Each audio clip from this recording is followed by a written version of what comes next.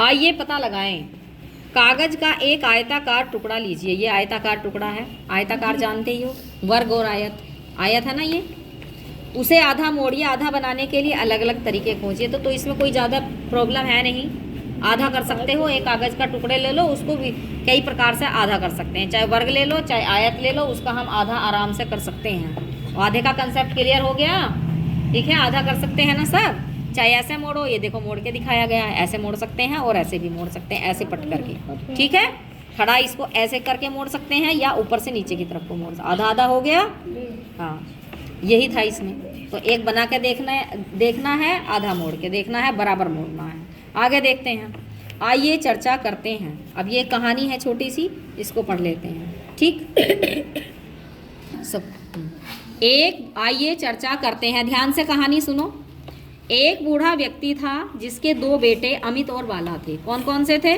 दो बेटों का नाम क्या है? अमित और बाला। अमित और बाला।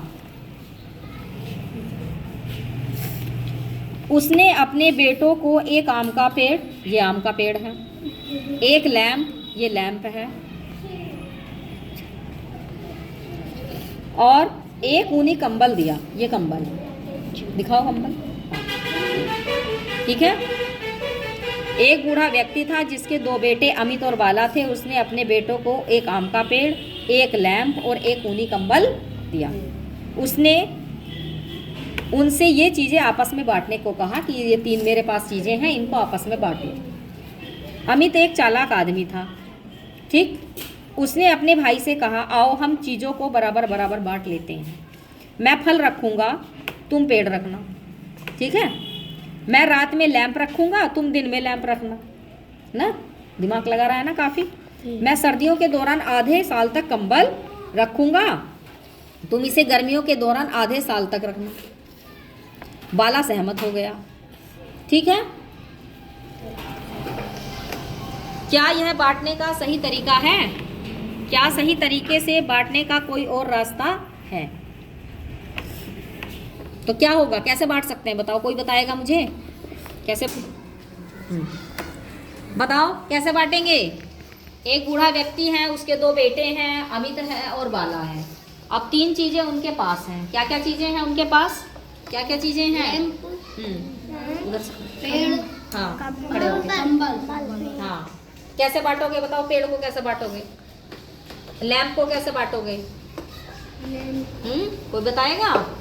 पेड़ जो होता है वो कैसे बटेगा? एक पेड़ है, आधा आधा बांट लेते हैं। अब काटना तो है नहीं, जब फल उस पर आएंगे तो आधा आधा फल हम ले लेंगे। हो गया क्लियर कि भाई ये पेड़ है और जब इस पर फल लगेंगे तो हम इनको आधा आधा बांट लेंगे। ठीक है, यदि 4 कुंटल फल उस पे से निकल रहा है तो 2-2 कुंटल हम रख लेंगे। यही तरीका है। लैंप को कैसे बांटेंगे? दोनों लोग हैं, एक ही घर में रह रहे हैं, तो बीच में लैंप रख लेंगे, उनको भी रोशनी मिल जाएगी और उनको भी रोशनी मिल जाएगी।